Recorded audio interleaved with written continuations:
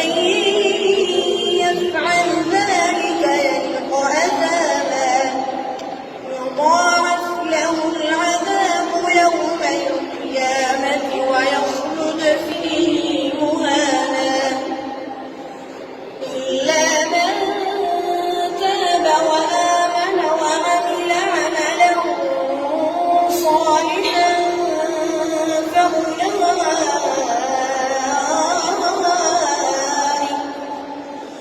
فأولئك